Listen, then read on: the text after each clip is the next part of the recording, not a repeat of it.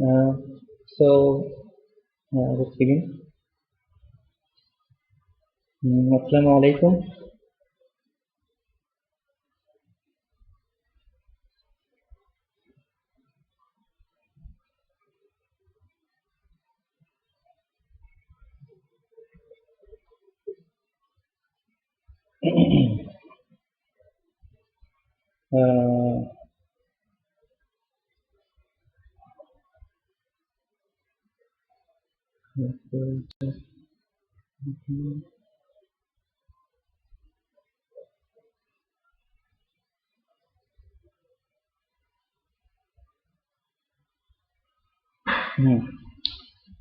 So now I think it's 9 p.m. Indian Standard Time, and to all the viewers, I would like to start with uh, Assalamu alaikum. Hello, everybody.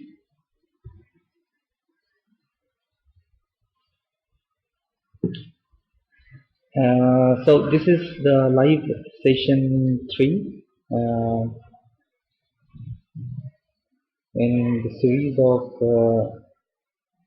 SSESA, SSESA Emerging Scholar Award, and I welcome you all. Thanks to all of those who are watching this live video, and I am extremely sorry to all those non-members who are not able to watch because of some problems in changing the settings from closed to public.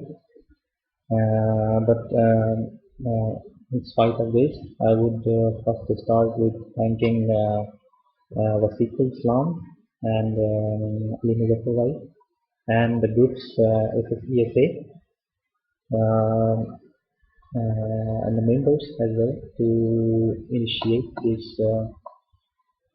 live session and carry forward all the experience and to uh, join hands together. So this session is actually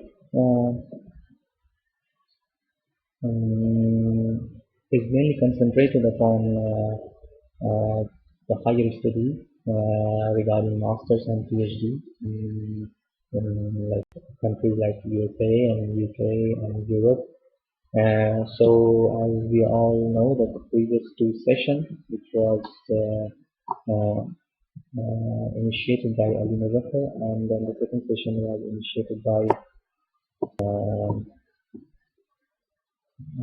Sikh Islam. So before starting all of this, as I already mentioned in the topic that I will cover regarding the Marie Curie Fellowship and the Erasmus Mundus Scholarship, and many other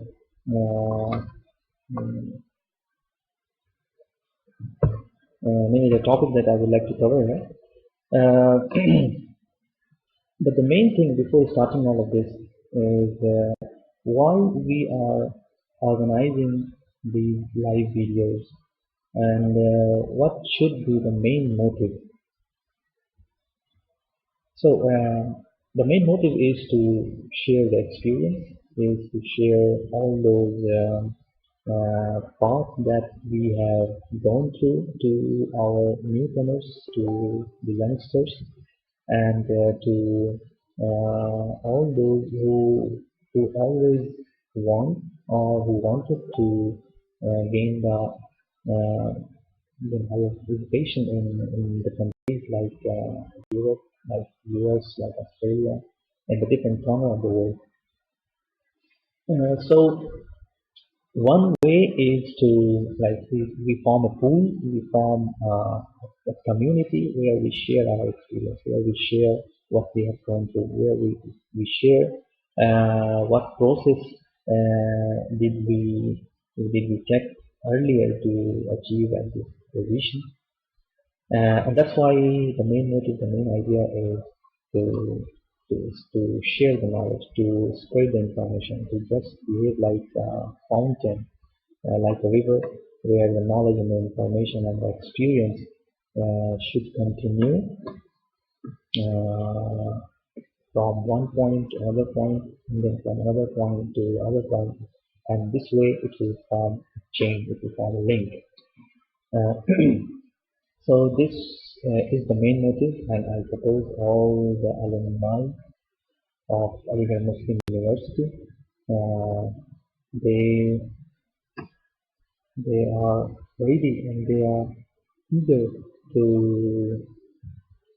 to share their experience. As well, not only the alumni of Aligarh Muslim University, but there are many good people in this world. who are ready to share their experience, who are ready to tell others and to guide others and to cooperate. So I wanted to put this thing forward. And also I would like to request the listeners to please put their headphones so that they can listen the voice quite clearly. Otherwise, it might be possible that the voice might echo and they might not be able to listen the voice very clearly. So I would request this. And before going into the details of all the agenda that I put here in this live video, I would like to put forward in front of the listeners that I also prepared a presentation, and I will share the presentation in this live video regarding the higher education, Marie Curie Fellowship, Erasmus Mundus Scholarship, and how we should prepare the applications, how one should prepare the applications, how one should prepare the CV. And if you have any questions during this live session, then you can write your questions in the comment, and I will be happy to answer. I will be happy to take your queries, and I will be happy to put my experience, to put my information, whatever I gathered during all these years, in front of you. And while I will talk, I will also share my experience that I have done through. So let's okay, so one comment is that my voice is not clear, so I have to speak quite louder, I think. So let's go to the main content of this live video. And so I can now see the presentation, and you can now see me in the small caption at the left bottom corner. And I think my voice is quite clearly audible, and if not, then please ping me, please comment, and I will try to increase my voice.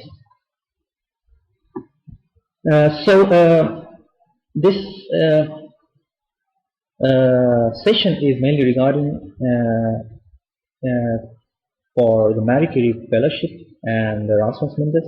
So I will be talking about the Marie Curie Fellowship.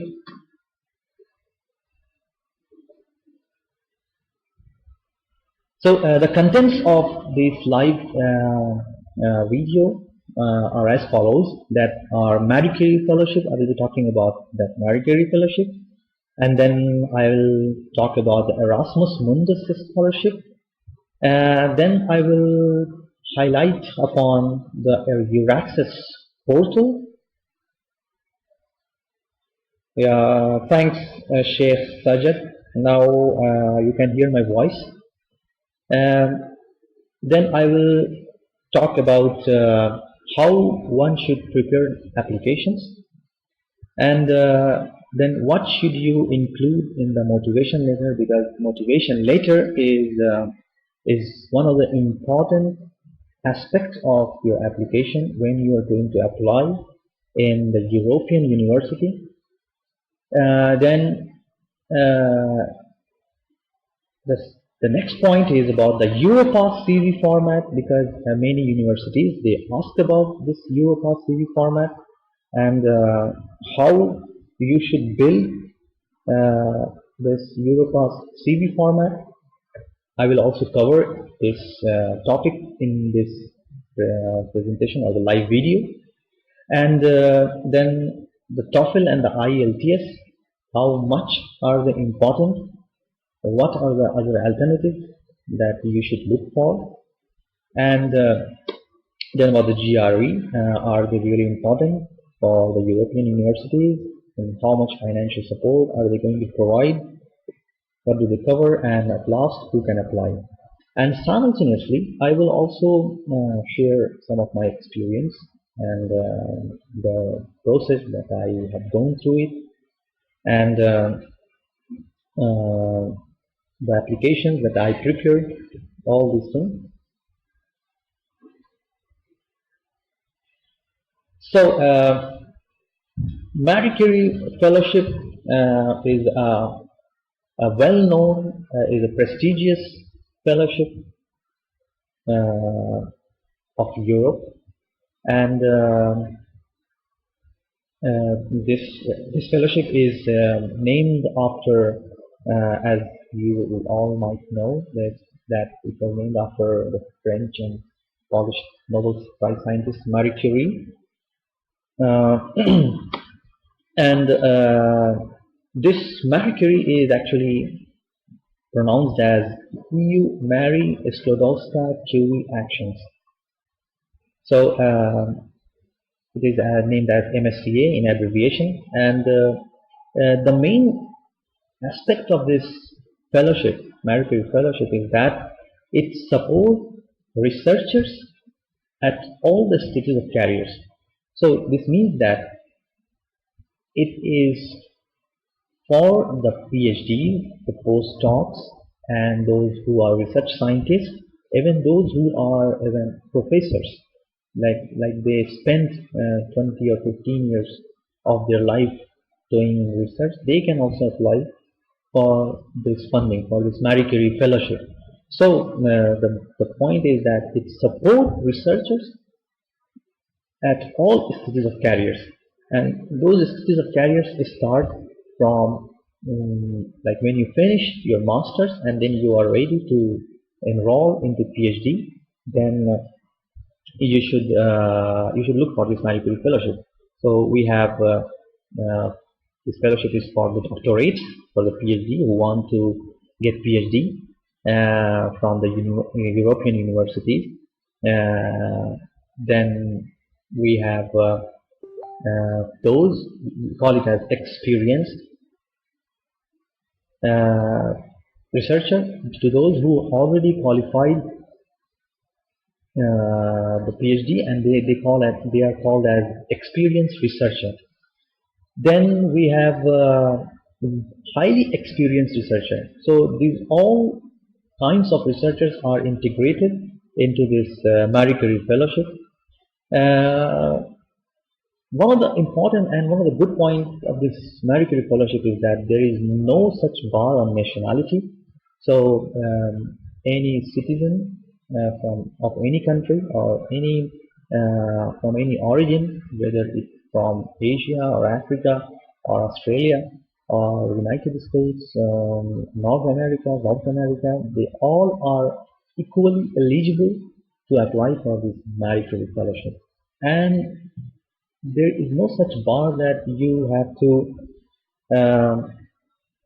be from a specific field, like you can only be from medicine or you can only be from engineering. No, it includes all the disciplines, whether it's engineering, it's science, it's social science, humanities, economic science, etc. So it includes all kinds of disciplines, and so if you have any thought, or if you want to get PhD, and along with the industrial experience, training, and skill development, then you can apply for this Marie Curie Fellowship. This Marie Curie Fellowship is unique in the sense that it also supports industrial doctorate. So in this Marie Curie Fellowship, we have a consortium, like many universities and industries. They can come together, and they can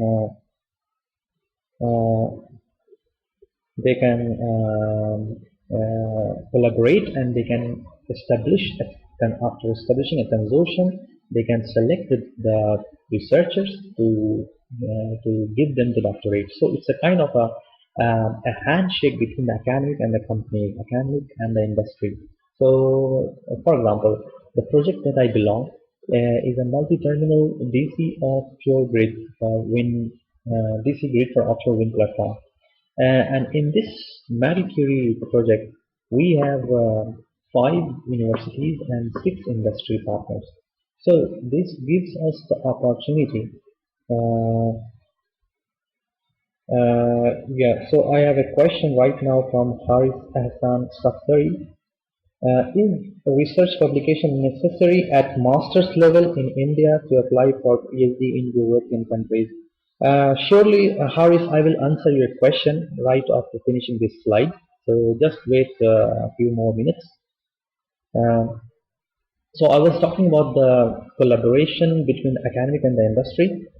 And yes, it's a very good opportunity that you can enroll in a PhD program in an industrial based project, and then you can simultaneously go along with the industry, for example, like training, like tutorials, like internship and secondment during this PhD program. And that I also did during my PhD program during the last 3 years, that I have been given the opportunity to to to go to the industrial partners who are the partners of this consortium. Um, so, uh, so this is one of the best opportunity for Marie Curie Fellowship, that you can simultaneously share your experience as a researcher as well as in an industry. And there is a lot of possibility to gain experience in this Marie Curie Fellowship, because you have to travel. This Marie Curie Fellowship by the European Union uh, keeps it mandatory that the researcher, they have to travel to another countries for internship. So during my Marie Curie Fellowship program, I traveled to UK and I did my internship there. Then I traveled to Belgium. I did my internship there. I traveled to one of the company in Portugal, and I did my internship there. So it's a kind of a hands-on experience in industry as well. And this gives you the opportunity to complete training and workshops and lectures and tutorials and many tutorials for your softwares, for some hardware knowledge, to visit some industrial sectors, uh, because we have a separate fund for that. So European Union makes it mandatory that those funds should be utilized for the complete training. So you can ask for the fund. If you have a conference, you can ask for the fund so that you can go and attend the conference. If there is training for some particular software, you can ask for the fund, and then you can go and attend the training, because those funds are already given by the European Union to enhance all of your training, your workshop, your lectures, your skills.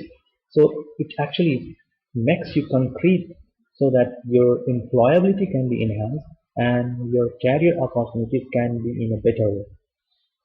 So I will take one question right now uh, from Haris Ahsan Safdari.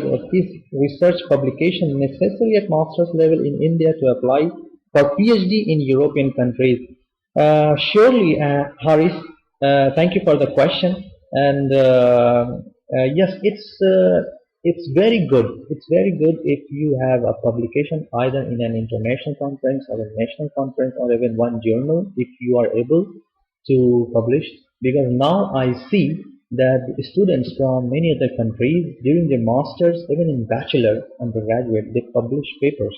So you should, or one should try to publish papers during the master and the undergraduate by attending, if not possible in journal, because I know that journal requires a lot of work. But if you are able and if you have all this capability, so you should try to publish. But that's not mandatory. That will give you an additional point when you are going to apply to any European university. For example, in my master, I published 2 international conference paper, which was an IEEE conference, and that IEEE conference took place in India in Bhopal. And in my undergraduate, uh, me and my friends, we published one national conference. It was just an exposure, but all those things count, and it counts a lot. So you should try to put your work in the form of paper so that the reader can read your work, and you can then put those work in the form of CV, and that will surely give you another point when you're going to apply. And especially in the Marie Curie fellowship, we have a very strong competition in the Marie Curie fellowship, because the the number of aspirants, because the number of researchers, they are large in number. So yes, if you can, then you should try, and otherwise,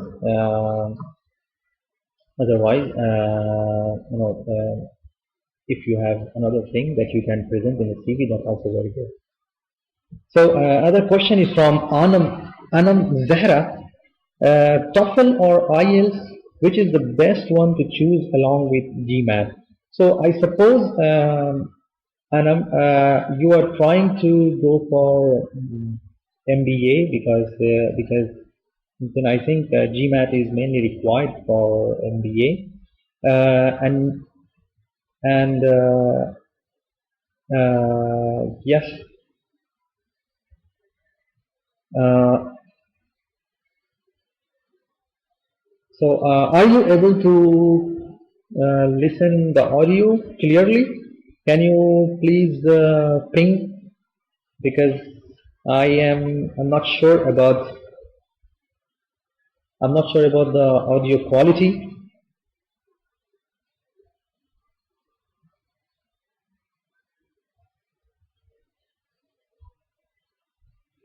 So it depends. So it depends upon the TOEFL or the IELTS and the university. For example, if you want to go for the university in Germany, in UK, in Netherlands, in uh, okay, thanks, Haris. In Netherlands, then you should look for the university, because the university gives you all the information regarding the TOEFL and the IELTS. So yes, I have seen that majority of the university, they ask for the TOEFL or IELTS if you are going for the MBA, but we have some exceptions as well in the European university, and they say that if your previous 3 years or 4 years of education was in English, like that is the medium of instruction was in English, then there is no need to go for TOEFL or IELTS. But this should be written, or this should be given in the in the university website, and that you need to confirm. Otherwise, you have to go to TOEFL or IELTS, and I think in the European universities, all of them accept TOEFL as well as IELTS as well as Oxford English test language. Uh, so you need to choose between them. So the next slide that I would like to cover is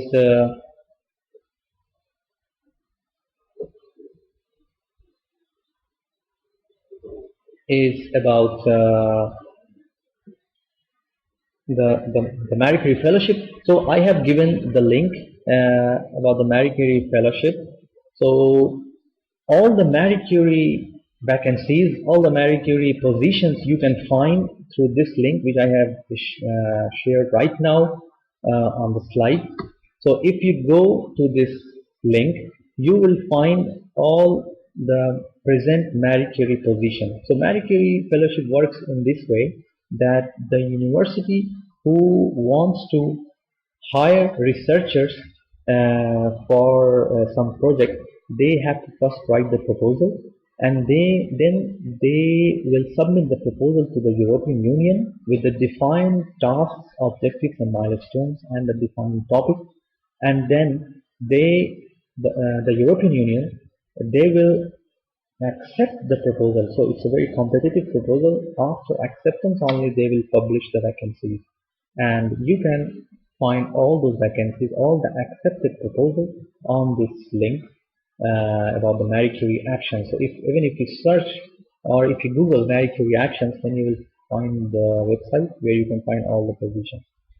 This Marie Curie Fellowship, it encouraged transnational, intersectoral, and interdisciplinary mobility. It means that, as I said earlier, that there is no such issue of nationality.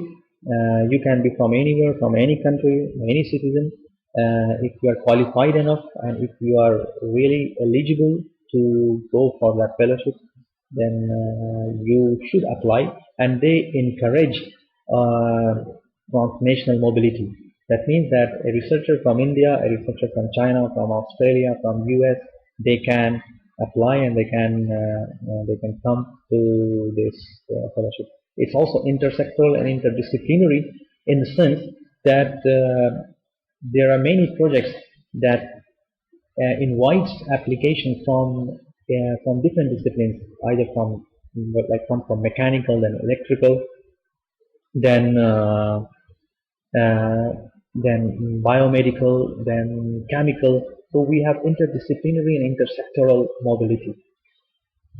One of the important aspects and important point of this Marie Curie Fellowship is about that the European Union, they are ready to invest more than 6 billion euros till this 2020. So that means that they have lots of projects and lots of calls for applications, lots of proposals.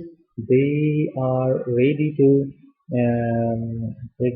finance, and the European universities, in partnership with the third countries, for example, countries like India, like China, like Japan, like Russia, they can come together, they can collaborate, and they can prepare a proposal and then submit it to the European Union. It is mainly focused on innovation skills. So the main aspect of this Marie Curie Fellowship is to develop the skill, of the researcher, to make them more employable, to make them more skilled. And as I mentioned, that it starts from PhD. So the master, so those who are undergraduate, they are not eligible to apply for Marie Curie Fellowship. Those who did the master and those who after their masters did not work for more than 4 years, they are eligible to apply for PhD position. So we call them as early stage researcher, ESR. And those who already did their PhD and are involved in some kind of research or some kind of industrial exposure, then they can apply for experienced researcher. We call them as ER. And then we have highly experienced researchers. So it is basically, in terms of its support from PhD to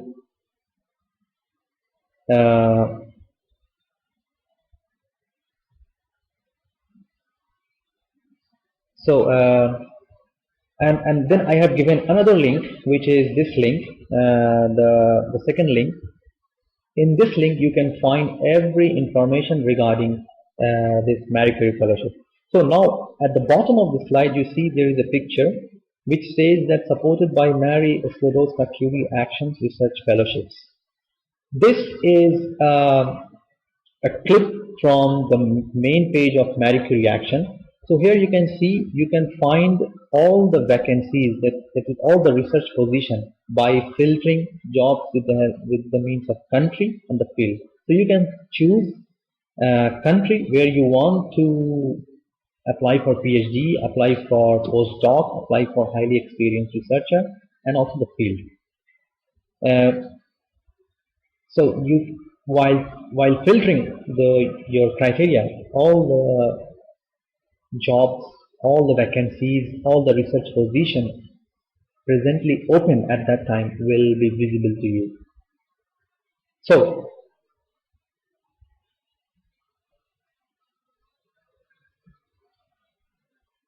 So if you have any question regarding the presentation or regarding higher studies in Europe or any related matter, then please type your question in the comments, and I will be happy to answer if I know, if I have the proper knowledge.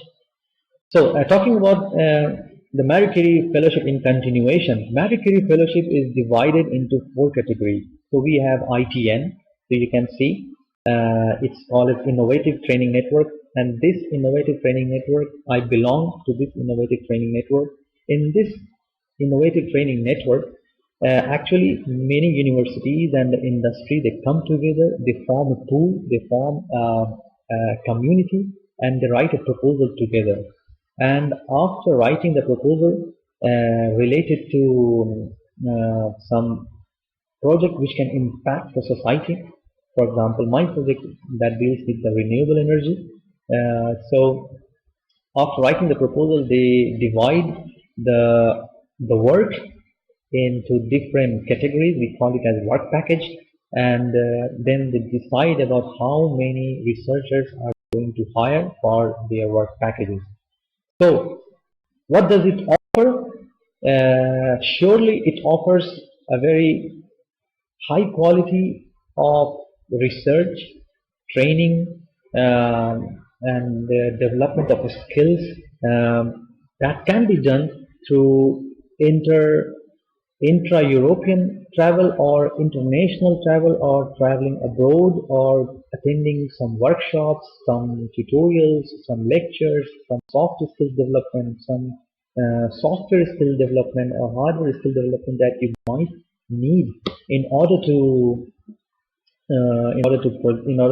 complete your project, in order to complete your research, your PhD. You can do it. And who are eligible to apply? So as I already told, that academic as well as non-academic sectors, they can come together and they can apply for this funding scheme. As a researcher, researchers at doctoral level, so less than 4 years of full-time research experience. So we have, as I told, that we have early stage researcher and experienced researcher. So those who completed their master but did not work for more than 4 years, so they are eligible to apply for the PhD position in any of the European university. And those who already did the PhD, they are eligible to apply for postdoc. So the budget, each year the European Union, they update their budget, and then they send the budgetary amount and allocate them to the different projects. So for some year it was 370 million euros. So you can imagine the amount of money that is involved. Similarly, we have another part of Marie Curie Fellowship which is called as individual fellowship. Individual fellowship is actually, it talks about those researchers who already did their PhD, doctorate, and they wanted to apply, or they want to apply for postdoc. Then they can write a proposal in coordination with the host university. So the PhD researcher or the postdoc researcher, he can choose any university, and then he can talk to his supervisor, and both of them can write a proposal and submit it to the European Union. So this is, individual fellowship is applicable to those who already did their PhD. Then we have RISE, which is a research and innovation staff exchange. In this research and innovation staff exchange,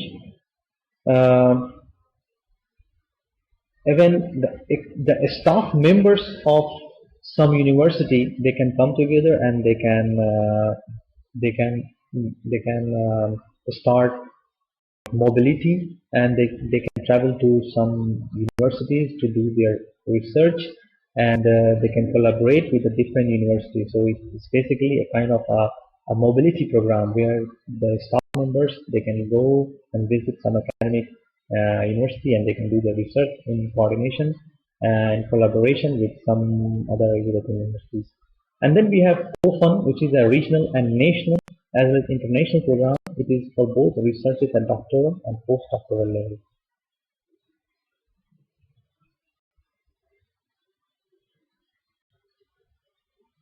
So,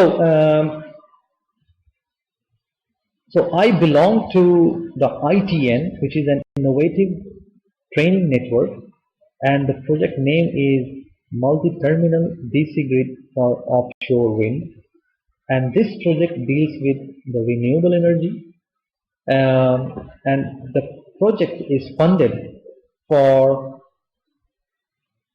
Okay, I have another question, and I will surely answer your question. This project, the Innovative Training Network, is actually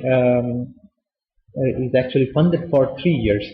So for the entire 3 years, the European Union gives you the money regarding your living allowance, your social security, your mobility allowance, your family allowance if you have a family, if you're married, then the research cost, which is a separate one.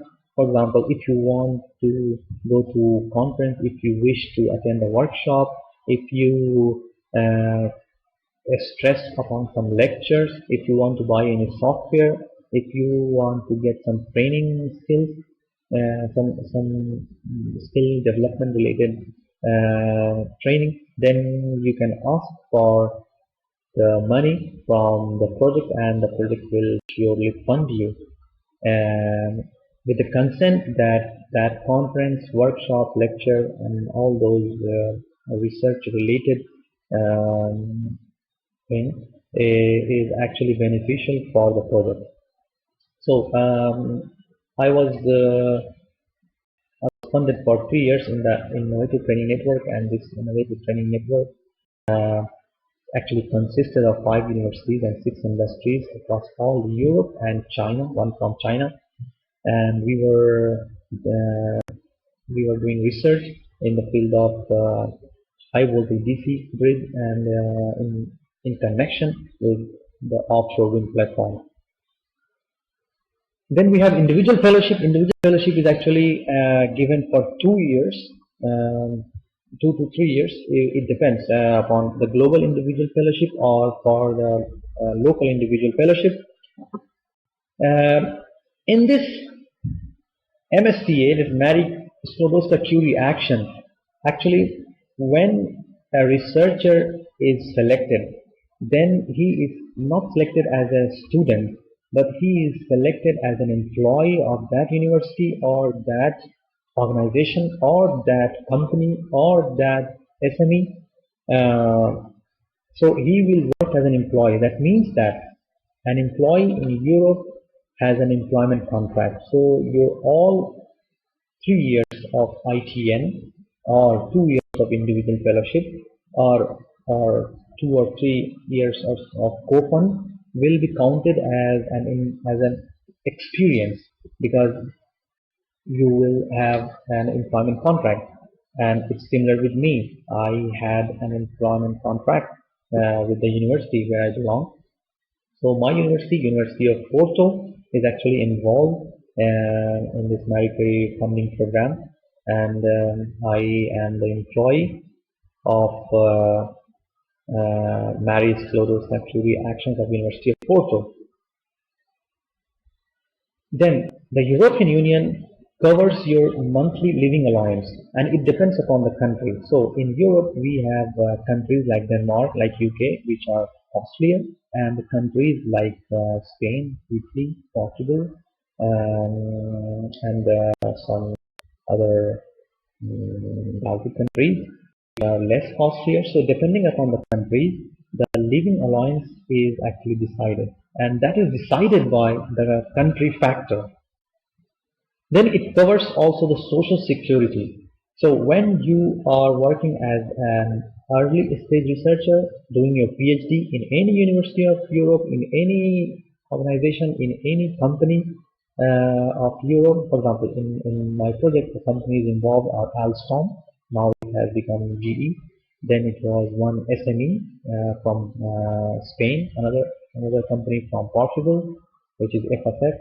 then another company in UK, and the next company was in China, is in China. So if you are hired as a researcher in Marie Curie action, then you will be covered with the social security, and that will cover your medical expenses and many more things. Then you will be given the mobility allowance, since you have to travel 30% of your time as a Marie Curie researcher. You have to spend out of your home institution, doing your internship, doing your training, doing your workshop, attending your workshop, enhancing your skills. So European Union also provides you mobility allowance.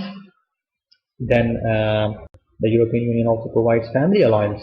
And the family allowance is quite helpful to those who are married. So, for example, if you have a wife and children, then the European Union will also take care of your family, and they will provide you family allowance for that. As I also mentioned, that you have research costs associated, that is also provided by the Marie Curie actions and the EU.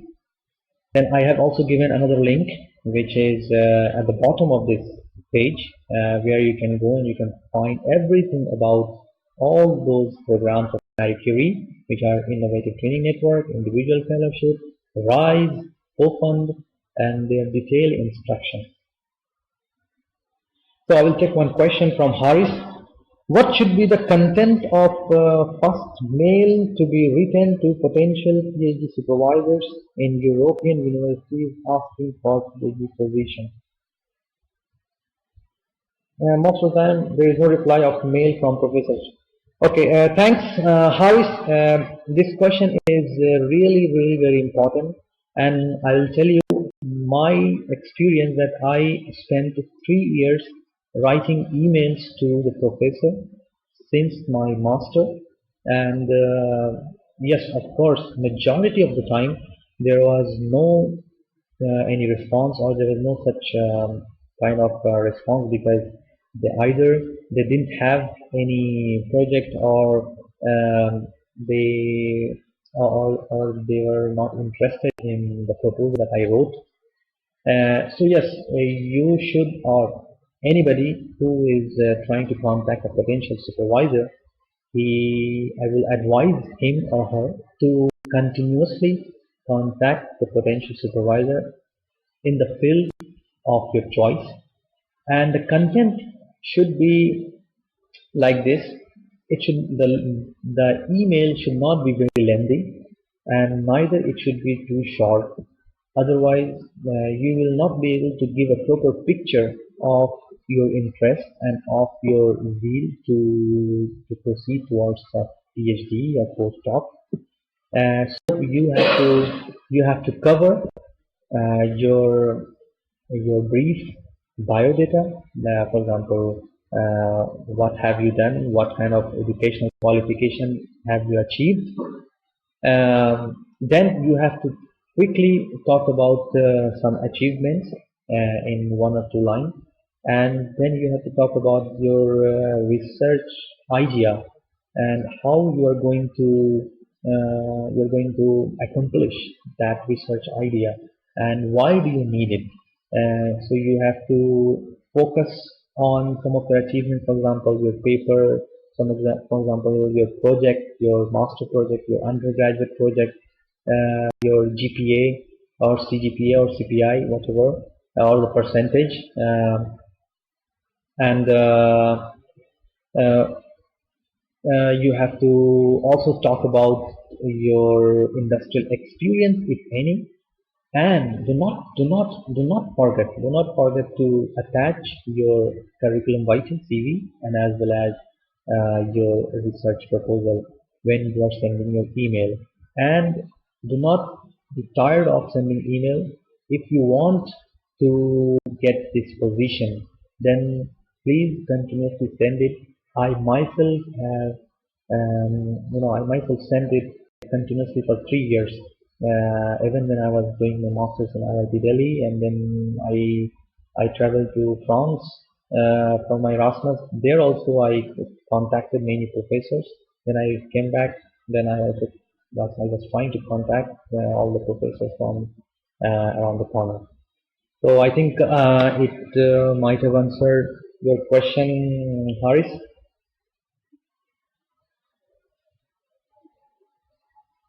So I will move to the uh, next slide, and which is going to cover about EURAXESS. So EURAXESS is actually a European Union backed portal where you can find all the job, all the funding, all the research position, every information as a researcher that you wish to know or you would like to know before traveling to Europe or before applying to any European university. You should look all the research positions. These research positions are sometimes funded by the European Union, sometimes funded by the European countries, maybe Germany, Portugal, Spain, France, Belgium, Netherlands, uh, and then it might be funded by some organizations, some companies. So this is the portal, which is the EURAXESS portal, and it is good for job and as well as funding programs. So if you would like to know everything about visa, about travel, your eligibility, your research position, any vacancies available as a Marie Curie, as a Horizon 2020, then you should look for these positions on EURAXESS portal. I have also given a link of this EURAXESS portal on the left hand side of this slide, and then you can just copy and paste this EURAXESS web page, the link, or you can Google EURAXESS and you can find this portal. So that is very much beneficial. That's very much important because I myself found the Marie Curie position through the EURAXESS portal. And also, I would like to advise that do not forget to look on each and every website of the university that where you are interested to work as a PhD student or as a postdoc. You should go country by country, university by university, their vacancies page. So each university website has a vacancy page, and there you can look for any vacancies that they have advertised. Now, I will talk about the Erasmus Mundus scholarship.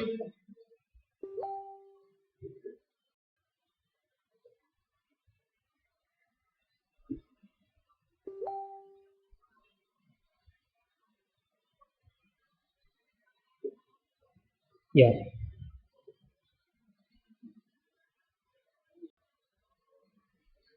So the next point that I wish to cover is about Erasmus Mundus, or we can it is also called as Erasmus Plus. And yeah, Ali Muzaffar Bhai has also joined the live session. And yeah, so I was talking about the Erasmus Mundus or the Erasmus Plus program, and this Erasmus Mundus program, I as an Erasmus Mundus scholar during my master, when I was in IIT Delhi and doing my master there in power systems, I was looking for an exchange program that can boost my career prospects, that can boost my employability opportunities. And then at the very right moment, I came across this Erasmus Mundus External Cooperation Window Program, which is pronounced as EMECW, and that was in collaboration with IIT Delhi. And there I applied for this Erasmus Plus Erasmus Mundus program. So this Erasmus Mundus program is actually, it supports actions for education.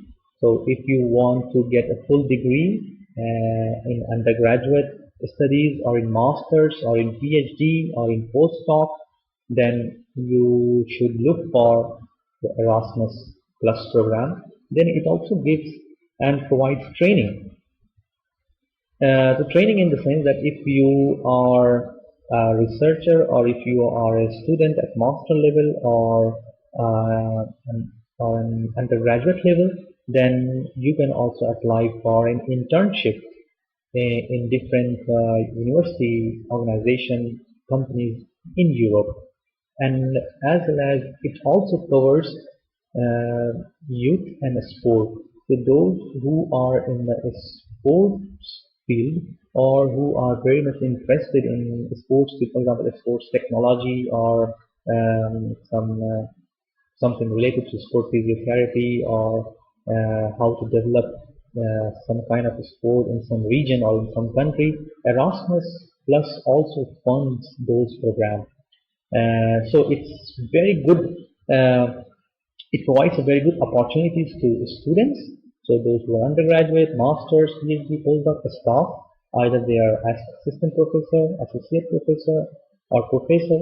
One of my professor from IIT Delhi, he also applied for this kind of a staff exchange, and he came to the university, one of the European university, and here he has spent 2 or 3 months doing his staff exchange. So it's also beneficial for the staff. Then for the training, for example, if you wish to go for summer intern or a summer vocational training, then you can also choose this training opportunities. And as a volunteer, you can also volunteer there. Then this Erasmus Plus also help in transnational partnership. That means that you can come together, so universities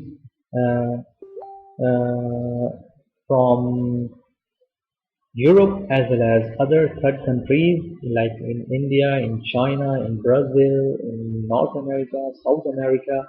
So many countries, they can come together and they can form a consortium, and in that consortium they can choose that if they want to bring mobility, or if they want to give a full degree program, then it is also possible through Erasmus Plus program.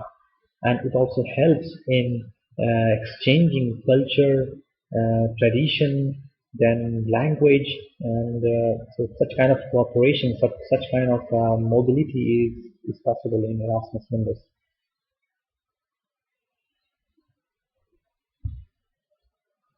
So Erasmus Mundus was the name of this program earlier, and they have changed it from Erasmus Mundus to Erasmus Plus. And Erasmus Plus actually covers 3 action program, which is action 1, which is I already defined it as mobility. Mobility means you can do a joint master's degree or a joint doctorate. So if anybody who is looking for a joint master's degree or a joint doctorate, not only within Europe but also including many other universities of different countries, then they should look for Erasmus Plus and the key action 1, which is the mobility. Then we have the action 2 program, which is the cooperation program, and this cooperation program, it includes actually a partnership with the third countries. So if anybody who is doing undergraduate or who is in master or who is in his or her doctorate, and they wish to spend some of their time in Europe, in some European countries, then they can look for key action 2, which is a cooperation. So in this cooperation program, the university where the student is affiliated to should be one of the partner of that action 2 program. So he can go for mobility of 6 months, 10 months, 1 semester, 2 semesters, or 3 semesters, depending upon the situation. So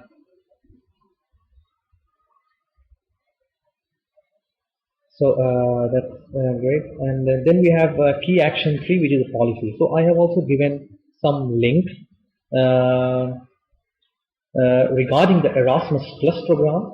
So this first link is about everything about Erasmus Plus and what should you look for if you wish to gain a joint master's degree or a joint doctorate. You should look for key action 1. If you wish to, so these two degrees are full degrees, and if you wish to look for the cooperation, that means a mobility of 1 semester or 6 months or 10 months or 2 semesters, then you should look for key action 2. And key action 3 is the policy that is not related to the student, but it's more related to the universities and the organization of any country. And the second link is also about the scholarship catalog. This scholarship catalog will give you complete information regarding the scholarship amount and is it going to cover, and what kind of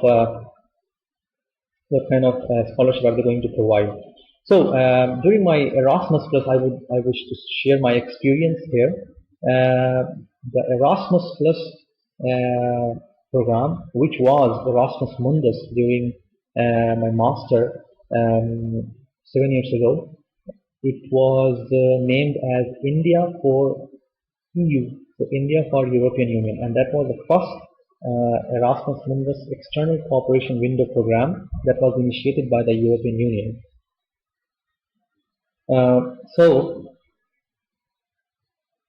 this at that time, I came to know about that program, and I was very much interested in spending my 1 or 2 semesters abroad because I had the bachelor degree and I was doing my master. So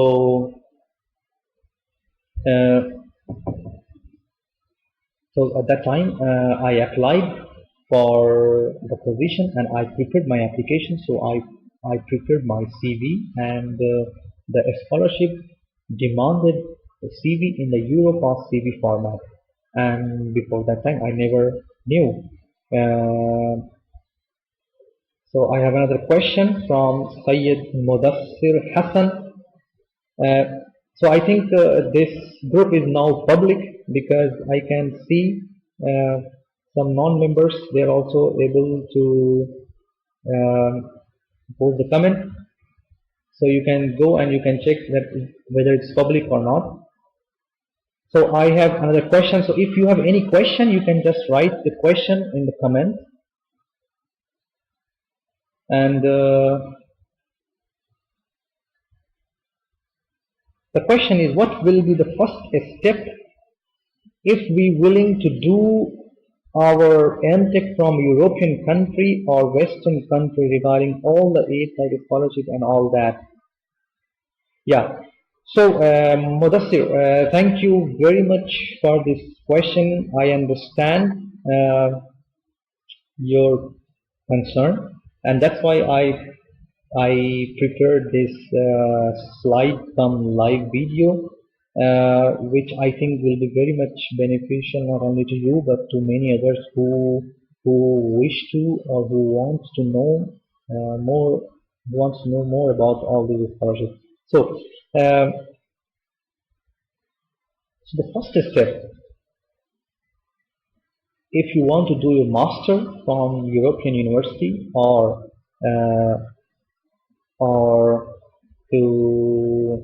to any other Western, like any other university in UK or anywhere else, then the first step is you have to be very specific about your field. In what field are you going to get your master's? For PhD, it's very clear because they have already done their master's, so it can be either interdisciplinary or it can be very specific to their master's subject. But to gain a master degree, you have to be very specific, number one. Number two is that you have to be very specific about the country and the university that you wish to go for your higher education. So you have to choose which country you wish to go for your higher education. Either it be Germany, either it be UK, either it be Belgium or France or Spain or Portugal or Italy, Netherlands. We have very good universities all around Europe, as well as even if you wish to go to US or UK or Australia, you have to be very specific about the university. So that's why I was very specific about the university, because I knew that uh, this university where I'm applying is good in my field, and that's why I had the option to choose the universities as uh, okay.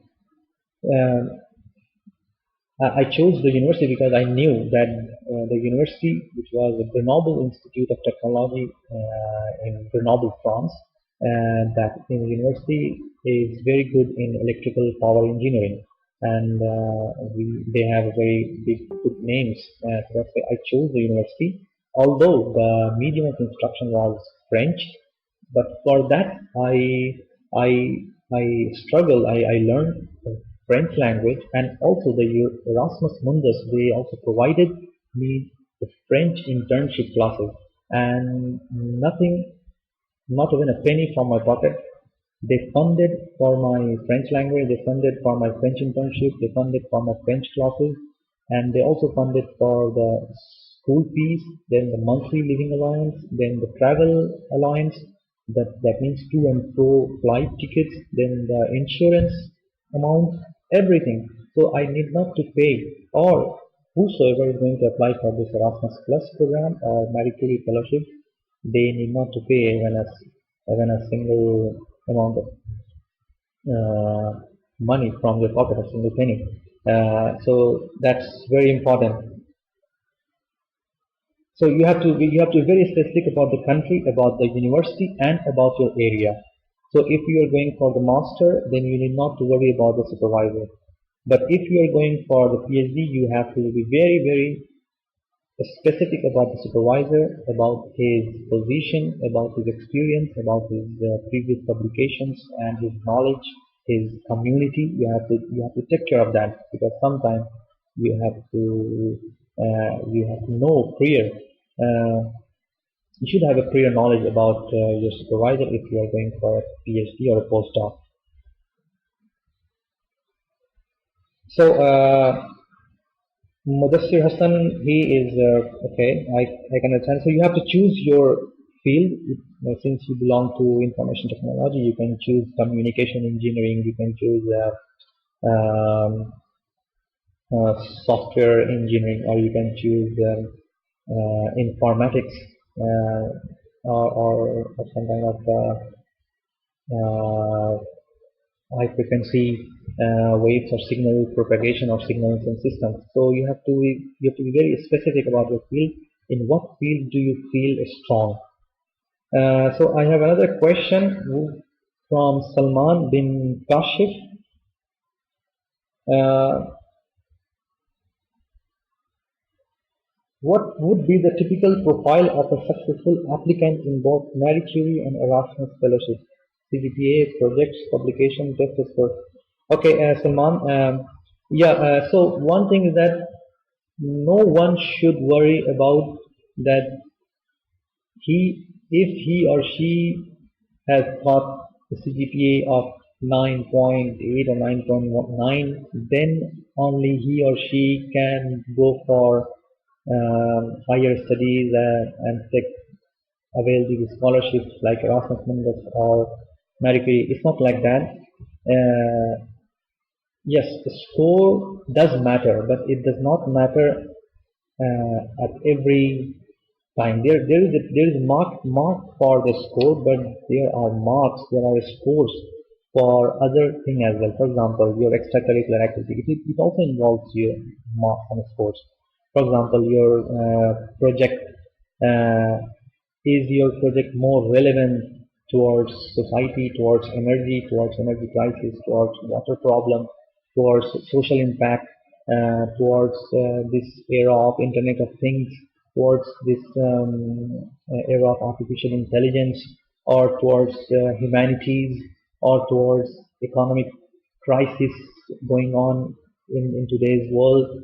So it includes everything. So what kind of internship did you do in your undergraduate or in your master?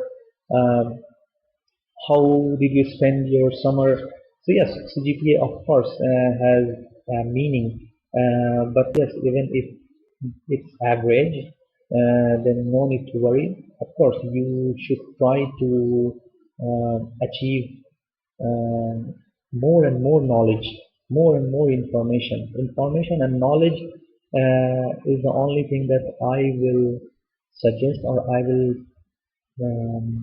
will keep on the table, that if you have the proper information, if you have the right knowledge, and if you are capable, you have all those potential, then with the right kind of CV that you can prepare, then of course nobody can stop you. So CGPA, projects, publications, some test scores, all these matter. But it's not like that. Okay, if you have some average CGPA, then you should not refrain yourself from applying to these fellowships. So the one of the main and important point is that you have to prepare your curriculum vitae, you have to prepare your CV, you have to prepare your motivation letter and the research proposal in a very specific manner, in a manner which can impress the reviewer. Okay, so I will move towards the next slide of my Erasmus Plus program. So as I mentioned that in key action 1, which involves full degree joint master degrees, so and joint doctorate degrees. So you can find all those Erasmus Mundus joint master degrees in the link that I provided in the previous slide, and you can just check. There is a drop down menu. So if you can see here in the drop down menu, it covers many field of study, which is which are agriculture, veterinary, engineering, manufacture and construction, health and welfare, humanities and arts, social sciences, business and law, science, mathematics and computing. So you can choose any of the field where you belong, and then you can see all the set of uh, all the sets of joint master degrees, and then you can go to each of the individual website and you can check the eligibility, the course that they are going to cover, the module that they are going to teach you, and the internship that they're going to provide you, amount of money that they're going to provide, what are they going to cover, everything. So it is this page. I have taken the image from the web page of Erasmus Plus joint master degree. So we have all those joint master's degrees and programs available on the website. You can go and you can check every information. So moving towards the next point of presentation is joint doctorate. So those who are interested in doing joint doctorate, because some of the aspiring students, they are interested in doing a joint doctorate program, uh, which is also helpful because they are able to go through different universities, 2 or 3 European universities, and then they are able to pick the, the positive, or pick the most important module of the course of the program from each of the individual universities. And that's also very helpful. For example, if you have a joint doctorate involving 3 universities, one from Switzerland, another from France, and the next one is from Italy, and each of these universities are ranked higher in their individual field, then you can choose some of the program from one university and another program, another module from another university. That's also helpful.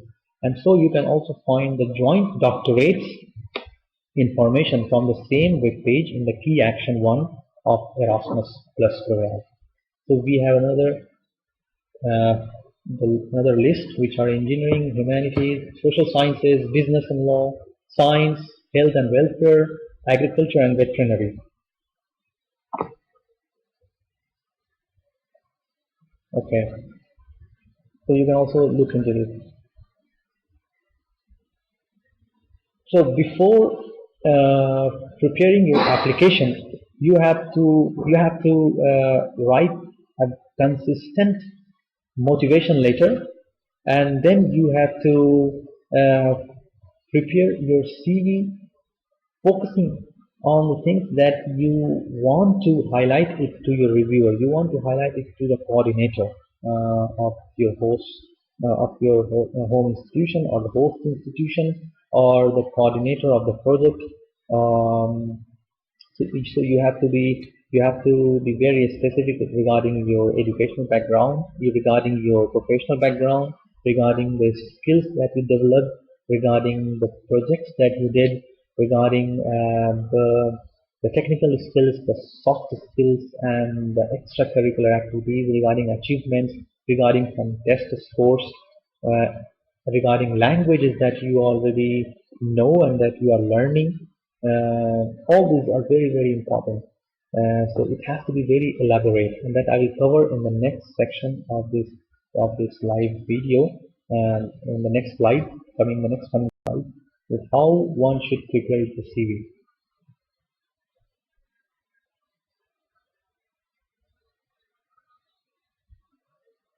So there is another question from Ali Muzaffar Bhai. How was your academic and daily life experience in Europe? Since you studied both in IIT Delhi and in Europe, what are major reasons you suggest juniors to come to Europe? Okay, so definitely I will try to answer this question at the end of this video. So moving towards the action 2 of the Erasmus Plus. As I already told, that action 2 of Erasmus Plus program is regarding the partnership program. So if some of the universities of India, and we have many running exchange program between Europe and India, and you can find these programs in the same link that I provided 2 slides before, and also a clip I have also pasted here in this slide. So you can select from the drop down menu the country India or whatever country you belong, and then you select go. It will give you the list of project, which is a cooperation project, a partner project, in which the partners are some European universities and some Indian universities or some other universities, some other countries. So there are some ongoing projects which are, as far as I know, which are Impact, G-Link. Then few years ago, Namaste it finished. Also, Euphrates. I am not sure that this program has finished or is still running. But yes, Lotus is another cooperation window program. Uh, So, so in this Erasmus Plus program, what are the benefits, and what are the what what does the funding cover? The funding, so if it depends upon the educational level you belong. So if you are an undergraduate student and you wish to come to Europe to spend your summer intern, or to spend your 1 semester, or to spend 2 semesters, so you will be paid 1,000 euros per month. Then this Erasmus Plus program will also cover to and fro flight tickets from your hometown to from your hometown or home university to the host institution or the host university. Then it will cover social security, that means your insurance, your travel insurance, your health insurance, and it will cover the school fees or the university fees where you will enroll. If you are a master's student, you will be given 1,000 euros. If you are a PhD, prospective PhD student, you will be given 1,500 euros. If you are a staff and you wish to spend your time in Europe, then you will be given 2,500 euros and all those facilities. So I was I was in my master, and I was chosen for the cooperation program. So I spent uh, 10 months, or that means 2 semesters, doing my coursework and my project work at the Northern Institute of Technology, France, and I was given 1,000 euros per month, including everything that I mentioned. And apart from that, the European Union or the Erasmus Mundus program also spend money on you to develop your language skill of that country. For example, if you are chosen for Italy, then they will spend money to teach you Italian. And if you are chosen for France, then you will be told to learn French, and they will spend money on your French classes. So another important point is this, that how one should prepare the applications for the Marie Curie and as well as for the Erasmus Mundus. And in this slide, I will also share how did I prepare my application, and how effective your application should be so that it can qualify the, the preliminary round, then the interview round, and the final selection round. So the most important part of the application is the curriculum vitae, the CV. The CV is the first thing that the reviewer is going to look at your is going to look. So from your CV, he or she or the institution or the organization where you are applying for PhD or for master or for undergraduate exchange intern, they will go through your CV and they want a detailed CV. So detailed CV, that means that you have to cover your educational background, you have to cover your CGPA, who was the advisor, what was the title of your final year project or your major project, then if you have any professional experience, what did you do during your professional time, then what kind of skills did you achieve, any programming skills, any technical skills, do you have any extracurricular activities, did you participate in some kind of voluntary organization, did you volunteer yourself in some kind of NGOs, did you pass any national level examination or any kind of certifications, do you have any paper, any publication? Also, you have to give every detailed information. When you finished your project during your undergraduate or your master, you have to explain to them your project in a bulleted points there. So that will be very very helpful to them, and they will go through it. And in my opinion, an elaborate curriculum vitae should be 4 to 5 pages long. Then in that CV, you should focus your skills, either technical, soft, communication, presentation, writing. Then you should focus on your project. So you have to give the title of the project, the duration that you were involved in that project, and what did you do in that project in 4 to 5 points. Then you have to focus on your papers, if you have any papers, if you published any papers, any conference paper, any journal. Then you have to highlight your training, your summer internship, your workshop, your technical skills, your seminars, your other strong points. Then you have to highlight your extracurricular activities. That's also very important. That also gives another impression that the person is a versatile person. He has some kind of versatility. He can involve. He's multitasking, and he can perform better in many scenarios.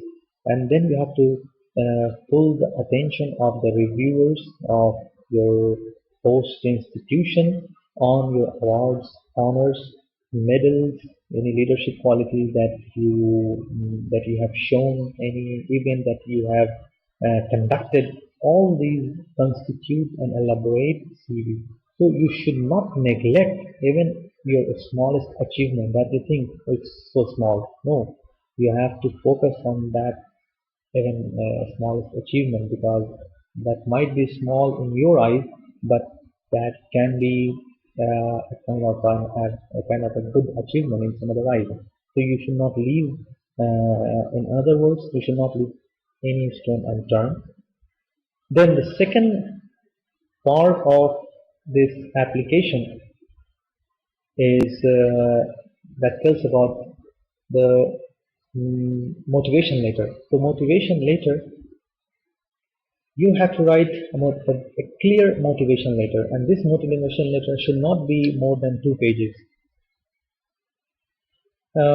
So in that motivation letter, I will cover in the next slide that what should you write in the motivation letter, and then the another document that you have to take care is your recommendation letter. So recommendation letter is also very important. You have to talk to your supervisor, to your professor, to your mentor, to your manager if you are involved in a professional company, in a corporate company. So you have to talk about this recommendation letter, because this recommendation letter is also very important in terms that the recommendation from your supervisor, from your professor, can solidify your position. In my master, I arranged the recommendation letter from one of my professors from France, under whom I did my master project. And thanks to him, and he is a very generous, very nice person, very nice professor.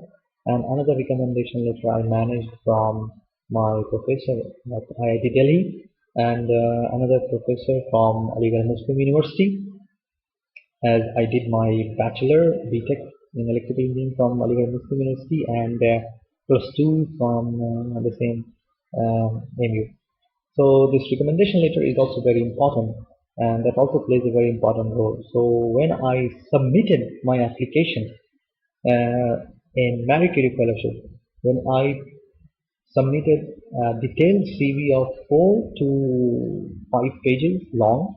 I remember it was more than 4 pages long, and 2 pages motivational letter, and 2 recommendation, and all digital form of my degrees and my transcripts, plus some workshops and training that I did.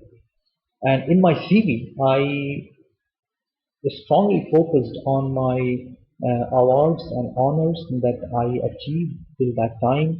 I focused on my papers that I presented. I focused on my summer internship. I focused on my educational qualification and the project. The project I have discussed, every project that I did, I discussed in the form of bullet points to give a very clear idea about my work. And that was also crucial, because all of those projects were in renewable energy, and this PhD that I am doing is also in renewable energy. So I highlighted very clearly the duration, the title, and the nature of work that I performed, and the results that I got. So you have to be very specific, concise, not so large, but very effective. Now, Europass CV format. Europass CV format is might be to some of you is a new kind of new terminology or new word or new C, new CV format, but majority of the, or not majority I'll say, but some of the European universities for their application, they want Europass CV format. So this Europass CV format, it was also asked to me as well when I was applying for Erasmus Mundus. India for European Union program. And at that time I did not know that how should I build this Europass CV format. So I googled Europass CV format and I got some kind of Word format and I edited on that. But now we have an online version of Europass CV format, which is also backed by European Union, and I have also provided a link uh, of this Europass CV format, where if you click on this link you will go to a page, and I have also put a snapshot of that page, where you just need to do create your CV or plus cover letter online, and you just need to fill some data, some blank field, and it will automatically generate Europass CV format. That was very tough during my time 7 years ago, because I did it by myself, and this Europass CV format is a two-column format. So it's not a one-column format, it's a two-column format, and it's very sometimes very tough to edit both the columns simultaneously and keep the text in line. So this portal is going to give you an easiness of access and easiness to build the CV. And I surely hope that this is going to ease the CV building time. So you need not to worry about Europass CV format. If any university, when you're applying for your master, for your undergraduate, for your PhD, and the university is asking about the Europass CV format, just go on this link and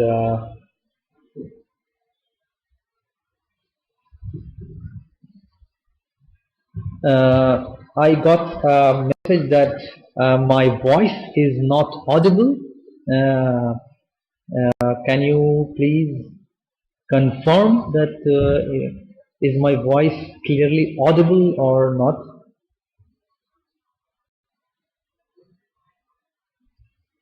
Okay. So yeah, I got the confirmation that the voice is is audible. So this so so this is the link that I have provided here about the Europass CV format. And if you wish to build one Europass CV format, just click on the link, and it will carry you to the online Europass CV building page. If you have any question uh, till this time, or if you have any other question in your mind, you can just type your question. I will surely cover your question at the moment. Or if you get any question later, you can also type here, and then I can come back to that.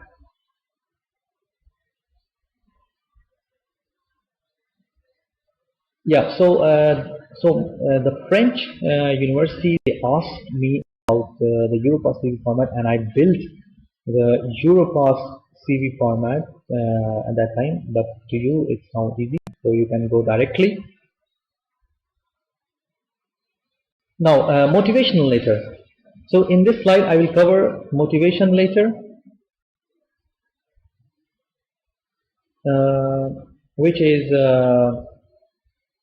so generally we have 2 pages. I will advise you to write 2-page motivation letter, and that motivation letter should be in a connected form. You should present your motivation in a connected way. You should not write haphazardly, or you should not write here and there. The idea should be very clear. What is your motivation? Why do you want to pursue this higher education? So the question that you should answer is, that I have given here as point, is that why do you want to pursue higher education? Why what gives you the motivation that you want to gain, that you want to study, you want to further your studies? You have to clearly identify. and clearly write it on the paper. And then you have to then connect this idea to this, that what change will it bring in you if you get this position, if you get this university, if you get this position, this scholarship, then how this position, how this scholarship is going to change your career, is going to change your employability, is going to change, is going to bring a change in you and the society. They want to know, they want to know about this. They are very keen in understanding your point of view. Then you have to then elaborate about what qualification, experience, skills that do you possess. What is your level of education? What is your level of experience? How many years did you spend your time in corporate, in research? How many degrees did you achieve? How many certifications did you obtain? What kind of skills did you develop during all these years of education and employment and professional activity? Then they are very interested to know that why you are choosing this particular university. They want to know, and you have to highlight the important and the the the maximum impact point about the university that you are choosing. Maybe the university is good in some area and that you chose. So you have to highlight that this university has, the researchers have done many work in this field. And then why this is scholarship and how are you different from other candidates. So this you can only highlight by by by explaining your skills, your qualification, your experience. Then there is research proposal. So research proposals are for doctorates and postdoctorates who wish to or who want to go to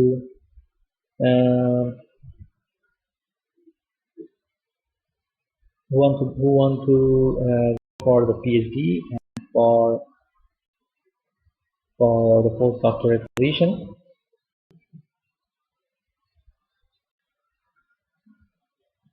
So we have the research proposal should be 4 to 15 pages long. It should cover abstract and literature review. Then you should identify the problem statement. What is the problem that you are going to take care during your PhD, during your postdoctorate? So you have to take care of your problem statement. You have to write about the problem statement in your research proposal. Then you have to talk about your hypothesis. What is your hypothesis? What is your working area?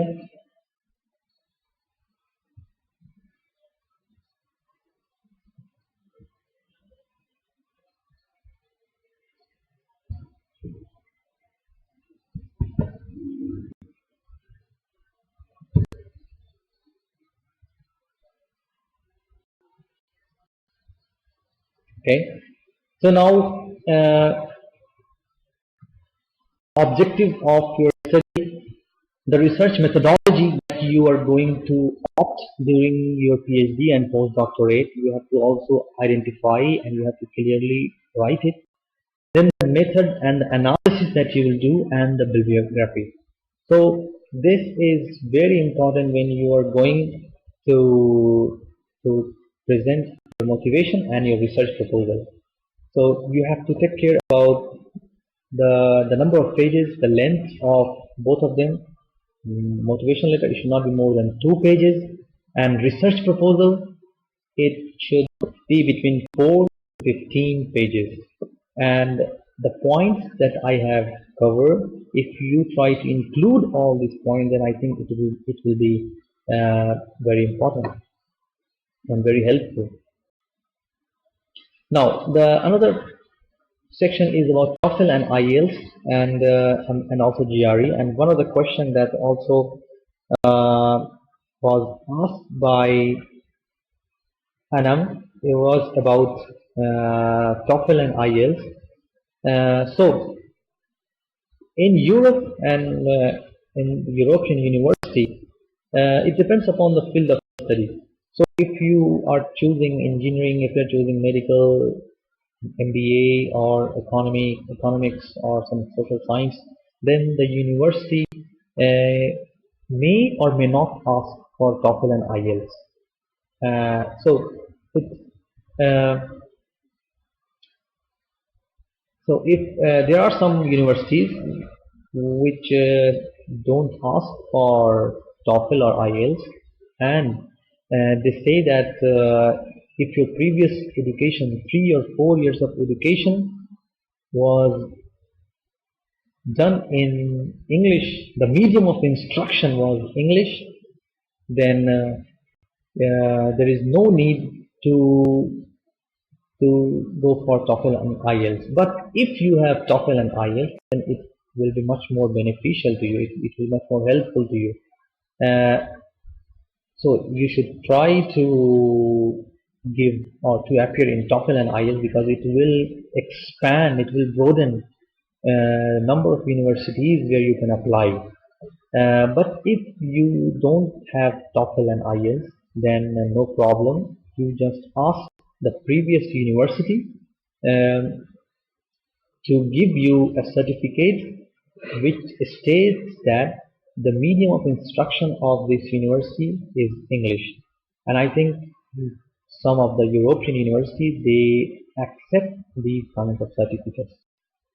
But also, if you would like to do your MBA, then I think you have to go through TOEFL, IELTS, and as well as GMAT sometime.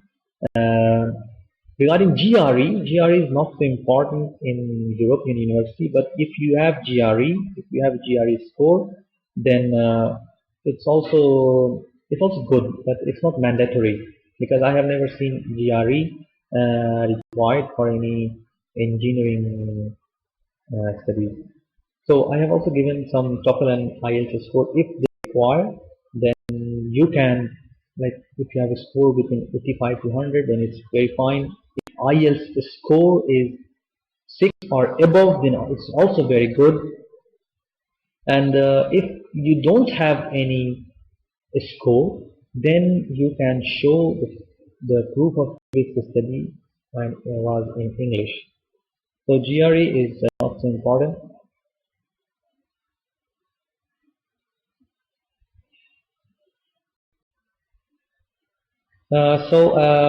This brings me at the end of the slide. So if you have any question, then I would love to go through that question.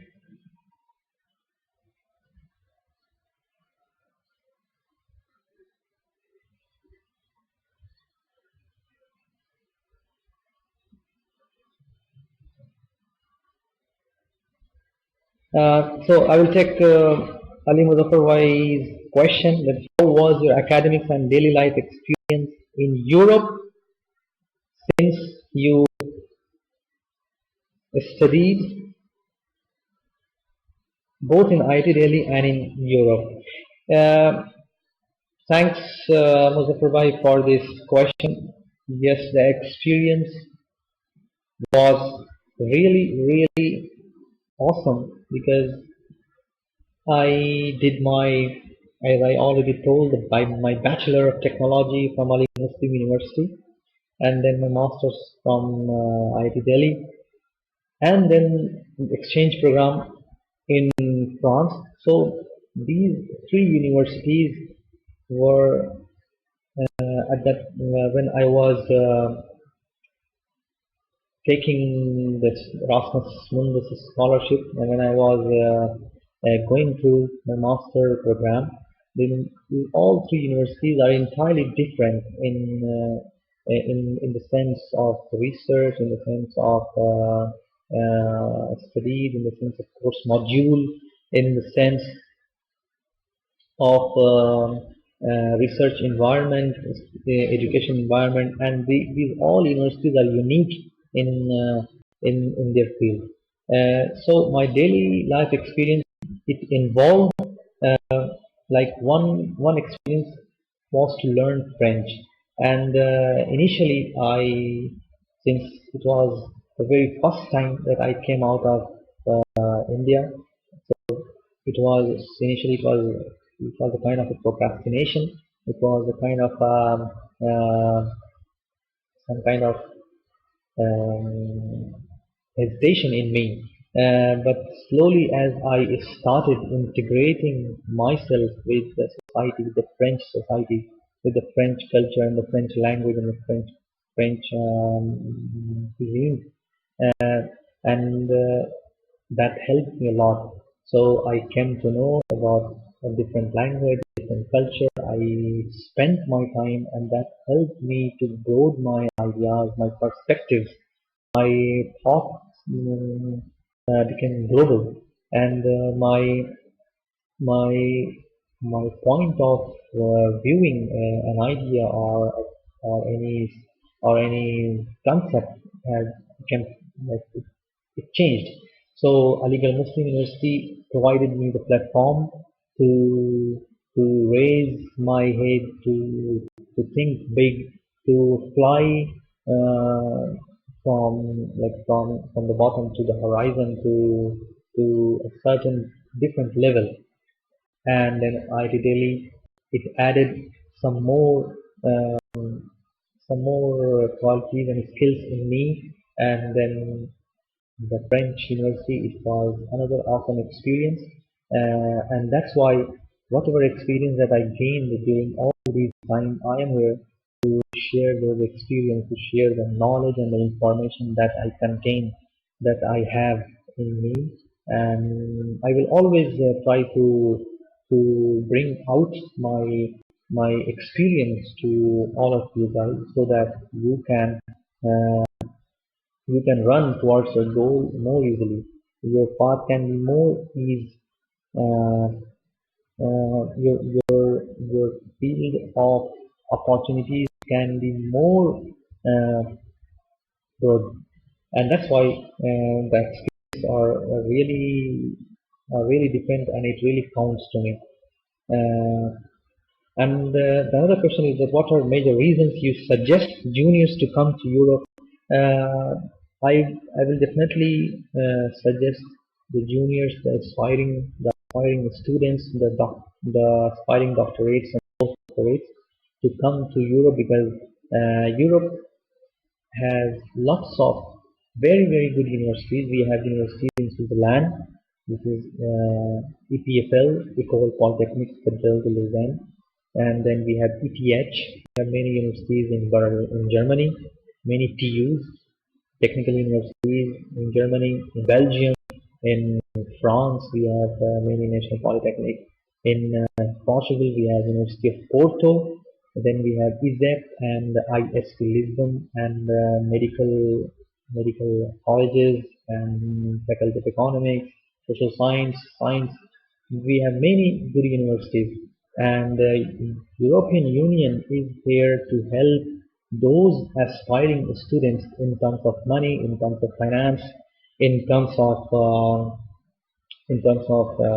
research experience, in terms of research costs. So they are going to take care of your stay, of your visa, so of your all those accommodation facilities, and they are going to fund you. They are going to fund your research. They are going to fund your mobility, your travel, your insurance. So this has one benefit, that you will be covered in all aspects, and then on the other side you will gain experience in terms of culture, in terms of rich language, in terms of food, in terms of studies, in terms of research organization, in terms of uh, exposure. And once in Europe, you are eligible to travel to any European country within the Schengen area. So if you want to attend a workshop, you can go to, and the workshop is in Germany, you can go to Germany. If you want to attend a tutorial which is in Portugal, you can come to Portugal. If there is another lecture in Italy, you can go to Italy. So there is no need of any visa. There are cheap flights and many other benefits that I would suggest the juniors and aspiring students to think about some European universities. And link that I have provided and the talk that I have given few slides before and I'm giving right now is to motivate you so that you can think big. You can think about flying, and inshallah, if you will try, then definitely you will get um, all these opportunities, and you will get much more better position uh, than what you think about.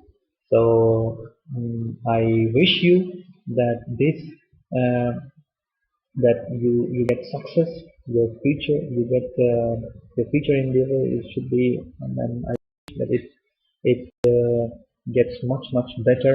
I wish you good luck, and I am also here to help you all. If you have any question, you can you can send me your queries, you can send me your comments, and if you have any need, if you want any help, then please you can contact me. And this SSESA platform, Sir Syed Emerging Scholar Award platform, is here to help the students to achieve um, good opportunities in the field of doctorate, master, higher education, scholarship and fellowship, etc. etc. So I think that it as of now, and I am very much thankful to SSESA admins and platform, and I'm thankful to Ali Muzaffar Bhai, I'm thankful to Wasiqul Islam, and I'm thankful to all of you who are watching this video, and who will share this video to other prospective students so that they can also gain some insights about the information that I have just passed on to you. And now it's your duty to pass it to the others so that this process can become a chain, and everybody can benefit from it. So thank you.